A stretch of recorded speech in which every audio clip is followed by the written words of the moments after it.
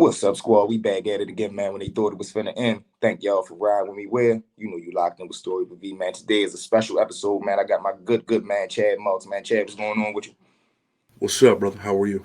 Oh man, bless. This is truly, man, one of my inspirations, man, a monumental man in the game. So let's jump straight into it, Chad, man. How you feeling this morning? So, Chad, what was it like growing up in New York, man? So, matter of fact, where are you from? Okay, so I'm from Rochester, New York. Dangerous place. Make no mistakes about it. I know you're from Baltimore, right?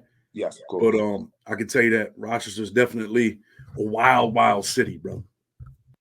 So, Rochester, is that part of the Harlems, the Manhattans and things like that, or where? Because Nah, we're Western New York, man. You see, I got that Bills hat on, right? yeah, I'm up I here know you near love. Buffalo, man. But Rochester's definitely on the map for all the wrong reasons. Right. Okay, so what was your upbringing like? What was the upbringing of Chad like, man? From maybe a kid on up, what was it like coming up? Growing up, my father was, I hate saying this stuff publicly, but it is what it is, right? My father was a drug addict, left the house when I was like 3. He had shot at me and my mother. We escaped. He took off. He went to Las Vegas. So I kind of grew up with a single mother for a long time. Mother was on welfare. It was a struggle, man. Grew up in the hood. My brother would eventually, take his life. So, things weren't easy, brother. Not at all, not at all. So where did that put you at mentally before you do make your step into outside? Do you feel as though that played a major part of you getting involved in the streets? Like, man, I gotta get away from this. I gotta make a better way for me and mine if I can. I think, man, in my mind, I think it kind of forms what your life is going to be, right? You don't want, and this is just what it is, man. It happens all the time. You don't want to be the dude, the kid that, kids are talking about, picking on, clothes are busted up, sneakers are busted up. So I think it ingrains in your mind, man, this hustle mentality. Either you're going to do something or you're going to do nothing and accept, what's going on around you. So in my mind, I'm like, man, I'm not never going to be like this. And I started out doing, I started out hustling, doing what other little kids might have been doing, trying to mow grass, whatever I could do in the neighborhood. And then eventually, of course, I got in the drug game and I would be sentenced to 40 years in federal prison. Definitely. We definitely gonna get into that. So let's shoot this past. So you stepping out the porch, you actually entering into the streets. What was the first thing you believe that was their first step? Was you coming out as a robber, a hustler, a shaker, a mover? What was Chad's first step into this street game? One of our first things that we did, right? I had this kid that lived around the corner from me.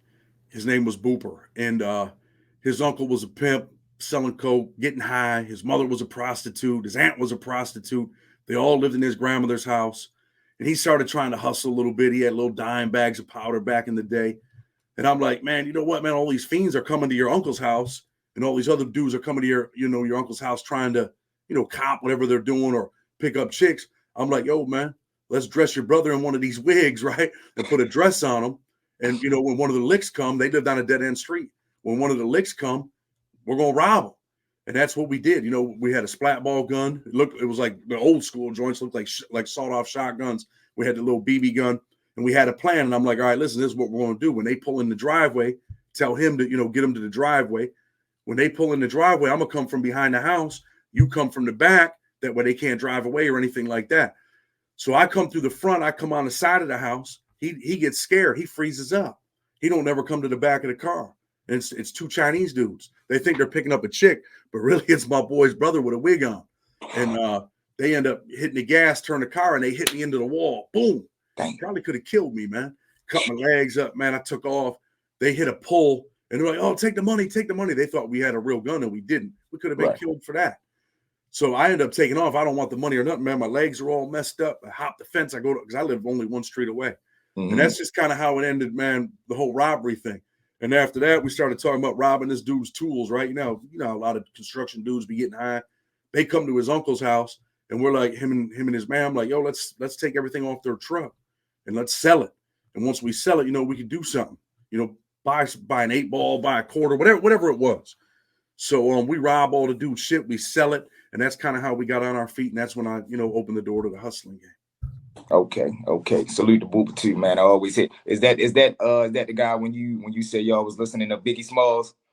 That's him. All right, salute to him, man. Salute to him. Okay, so you coming out the gate, you was really dedicated because did you come out dealing with straight hard drug? Like you didn't go weed and then gradually you came out the gate hitting hard?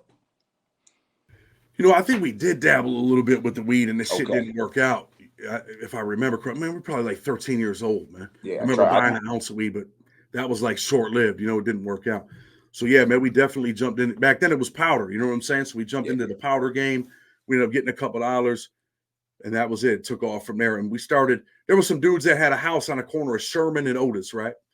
And their fiends were coming, their licks were coming. I remember standing on the corner in the snow. It's a snow blizzard out here today. And I remember standing on the corner, man, calling their fiends like, yo, hem. That's what we used to say back then. Hem. And then they'd come over. People are always curious. And Yeah. that's how it got started. But then them dudes realized we were, catching their licks or whatever. And a kid named Cooley, I mean, it's years ago, he came out and started busting shots at us. We took off and, then we just started putting our own little spot together eventually. Okay, so I can imagine at that point, like, yeah, we in this for real. Because once you start, man, I tell people, once you start making that transition into, man, we gonna play the streets fully. We don't care what come with it. Just like you said, us trying to clip other people's sales, that's a dangerous game right there. So I know you boys is ready. Okay, so let's fast forward. What's your first interaction with the law? Like your first time being arrested or anything like that? My first interaction with the law was I'm arrested. I think it was for an assault second. I was 16 years old. This was my real first interaction as far as an adult, right? I catch an assault second. We get in a little beef, man. We end up beating this kid up. The kid that I say is my brother. He hits him with a piece of steel rebar. I get arrested. I go to jail. I remember going to jail for that. And I'm like, I'm trying to act tough. I had the starters 49ers jacket on back then, starter hat. But I'm nervous as hell in the cop car, like, oh shit, I'm about to go to jail. I've never been to jail before, not no real man, real men's jail. Mm-hmm. So I'm trying to, get myself together, but really deep in my heart, man, I'm scared as hell. I'm going to jail, but as soon as I walk in that door, I was always kind of a big kid. As soon as I walk in the door, I'm like, man, what's up? But really, I was scared. And eventually, man, I ended up going to prison over that case. I ended up getting a 2 to 6. But I got out, whatever for a little while, but ended up going back, man. True. And I tell people that all the time, man. A lot of people talk that I'm tough. I say, listen, man, I don't care who you is. If you never been somewhere, you just going into the unknown, your heart gonna be, your strength gonna come when you decide what am I gonna do? Am I gonna go hard or am I gonna lay down? You get what I'm saying? Because you came in as a man, you want to leave as a man. So your first time coming through, what jail did you go to? I go to the county jail, Monroe County Jail. And I'm not just begging up the city because I don't promote violence. I don't promote being in the street, robbing, killing, selling dope. I don't promote any of that shit. Of course. But our county jail is vicious, man. Especially if you're not from there and you end up there and you end up in the mainframe. That's what they used to call it back then. They're gonna put your lights out down there, man. Was it a lot of Rochester dudes already there? Yeah, and since I was a kid, man, I boxed since I was a kid, right? Yes. Avenue D, St. Martin. So when I end up making it upstairs on the floors, I know a couple dudes, which kind of like helps me, but it don't save me. Eventually, I get in some shit up there too. They put me in what was called the white boy pit, right? And I ended up getting jumped by the white dudes, man. As crazy as that sounds. So what was that incident like? Was that your first actual physical interaction in a jail? That was my first real, physical Real bump. interaction in the county. Okay. So give me that first day. Once you do get upstairs and you see the people, what's going through your mind when you know, like, damn, I'm really in here. I ain't going nowhere. Can't nobody come get me. I gotta go through this. What's going through Chad's mind? In my mind, I'm thinking like I'm looking at a lot of these dudes, man. A lot of these dudes were little dudes, and like I said, man, I always had a little bit of size. And I remember this one white dude was like, man, you think you're Van Damme or some shit, right? And I'm like, what the fuck is this kid talking about? And they just, it was more like, man, if they pick you, right? They used to call it barbecue. They'd be like, yo, man, we need some barbecue sauce. But I didn't know what that meant back then, but they're talking to each other. That meant they want some blood, right? Mm-hmm. So I ended up going to this little church service. I come back, man, and when I come back, the dude that was like their leader, I'm only in the pit for 2-3 days. It's only like, I think there's like 12 people in the pit, 11, 13, something like that. Man, like 11 of these dudes are jumping on me, man. A bunch of little white kids, man, because their leader didn't like me. So that was, they're like, yo, we're going to barbecue. I'm like, what the fuck are they talking about? Boom, boom, boom. Next thing I know, I'm up there. I'm rocking with these dudes. So yeah, but now let me tell you this. Eventually my brother's been in and out of jail, right? So he ends up, I go down to R&D. They keep you down there for 10 days. And in that 10 days, a bunch of them dudes get shifted out of there. You know what I'm saying? And my brother ends up going up there on that floor. And he's in there and he sends a message like, yo, man, you need to try to come back up here, whatever. You're good up here. So I try to make it back up there. And when I go up there, a bunch of dudes have changed, but there's still 3 or 4 dudes up there. And I'm trying to get in that pit. And I'm like, man, I'm about to do something to one of these dudes. For now, my brother's up here. But they wouldn't let me back in there, man. They put me on the other side in a different pit where, like I said, I knew some of the dudes up there. There were some white dudes in the pit, some black dudes on the minor floors. And I knew some kids from boxing and all of that. So that's the pit that I went in, but I was good when I went over there.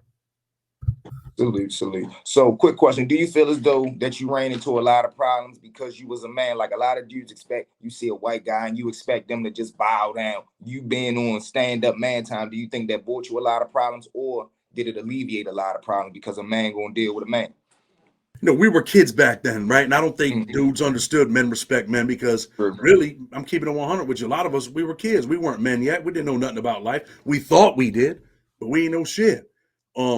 But eventually, I think that I had a few issues in my life, man. I had an issue with a DC dude thinking, when I was in USP League, where dudes thinking like, hey, man, just because you're white, you can talk to me however, do whatever. But you see that shit. Now, I don't know, racial shit, it's just what it was back then, right? What it is. So I had a few issues, but, once you do what you got to do, man, people, tend to respect you. I'm not the toughest man on the planet, but I'm all right with my hands, man. And Of course. I done did some things where people are like, yo, man, that dude, I'm gonna tell you something, man. I was with this kid, man, back then. I don't know if he remembers it. He ended up with 37 to life, but he's out now. He ended up, beating a body on appeal, whatever happened.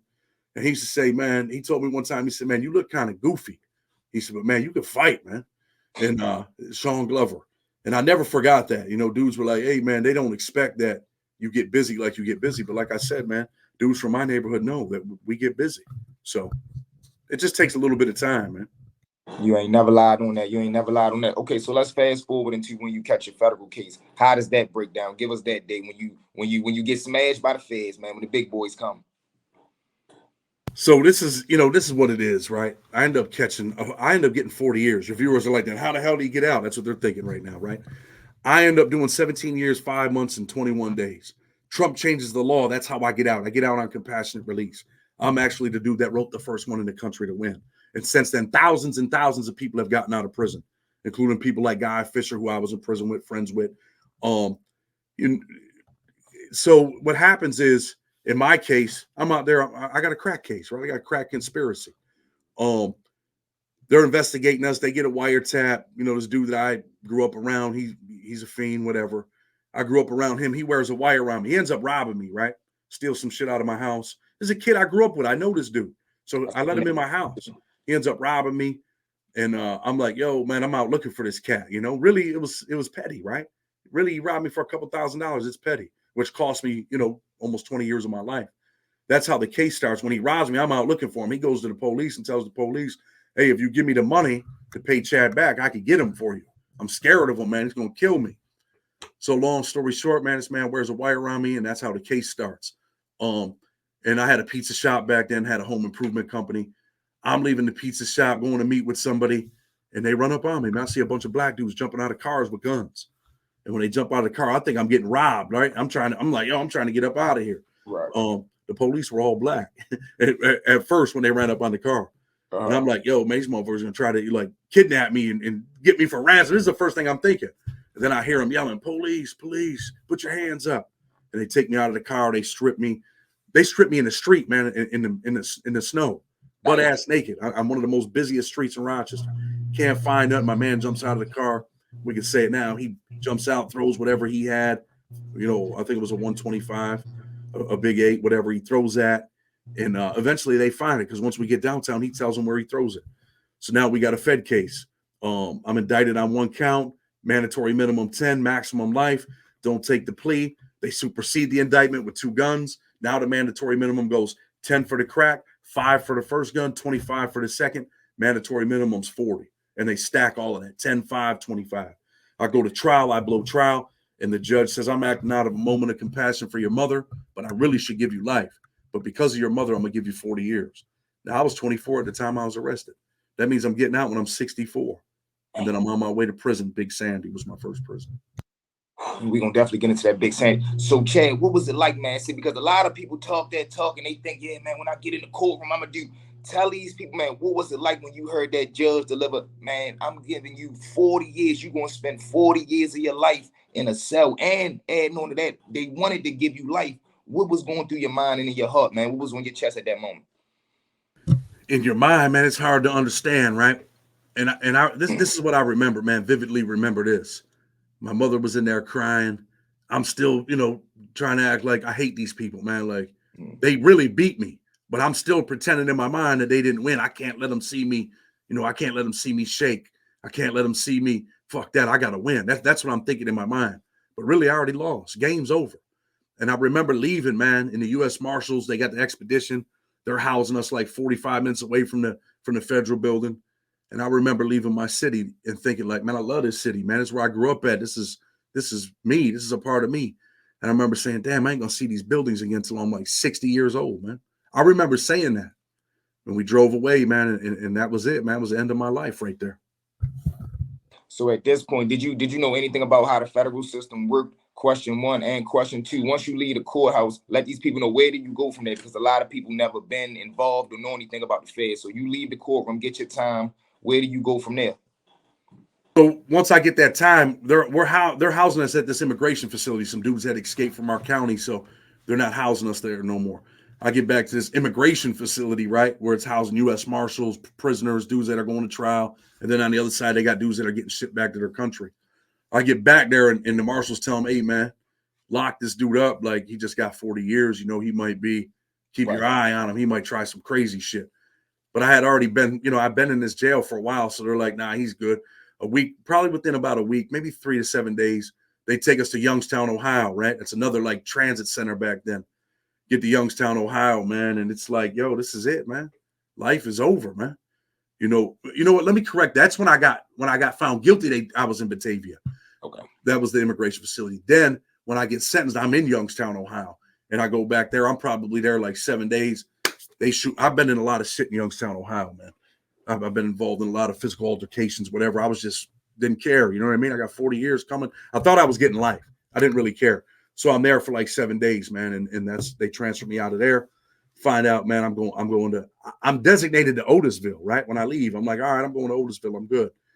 I get to MDC Brooklyn from Youngstown, Ohio, and I end up, and this dude had hit me up. He was supposed to come on my channel, and he didn't. I end up getting a physical altercation with this kid from Vermont. White dude running around acting like he's tough. I'm like, man, I ain't never met no tough dudes from Vermont. You know what I'm saying? And I'm like, man, these people letting this dude talk shit to him on the handball court, all kinds of shit. And I end up saying something to him. I'm like, man, never really liked dudes that were like bullies and shit. You know what I'm saying? Man, NDC Brooklyn, man, this dude, he's from Vermont acting like he's that dude. And I'm like, over a handball game. We get into a little squabble, man. I go in the cell, man, and now that I know gangster shit, because I get my ass whipped too. And that's why I want dude to come on, because I usually don't talk about this stuff. But, man, I pounded dude's lights out, man. Blood everywhere. Like, I destroyed this kid. And he was on the ground, and I'm asking him, you like that? Huh? You like that? And I'm grabbed by the shirt, and I'm just, boom, after I drop him. And I'm just giving it to this kid, man. And now I get redesignated, right? I go to the police don't really know what happened. They don't really know who jumped on this dude, right? But they end up taking me and him to the hole because a bunch of dudes tell. But they don't really got nothing. Dude don't tell on me. They redesignate me to Big Sandy. He's designated to Big Sandy already. Me and old boy get on the bus, and we're on our way to Big Sandy together. I mean, I didn't put my hands on this kid. I heard the stories about Big Sandy. I'm like, damn, man, I'm going to Big Sandy. I was going to Otisville, FCI. So we're on our way to Big Sandy, and when we get there, really my homeboys, man, the East Coast dudes, man, they got the car. So when we get there, and I already know a couple dudes there, we get there, and it's like, now he's really nervous. He's like, yo, bro, I don't want no issues. And I tell the homies, like, yo, man, I don't put my hands on this kid. And they're like, is everything good? And they're like, I'm like, yeah, everything's all right. So he becomes part of the car too, because he's from the East Coast, right? So he's in the car eventually, man. He's getting high. He does some bullshit and he disappears. That's probably why he didn't want to come on and do the interview. So, I mean, it is what it is, man. A lot of dudes check in at Big Sandy, man. Yeah. And I wanted to get into that. So coming to Big Sandy, man, because a lot of people, they don't know about these federal pens. So you designated to go to a FCI. Boom, you blow that. Now you shooting to the USP, the Big Doug level. Boom, you pulling up with this guy you just got into a good bump with. Y'all jump out the bus. Chad, first day hitting that Big Sandy compound. Talk to me, Chad. What's going on? Because they know that's the death chamber right there. They say, man, Big Sandy ain't nothing to play with. Big Sandy was definitely the most dangerous prison at that time. It was worse than Beaumont because they had just, shut Beaumont down, brought a bunch of them dudes over to Big Sandy.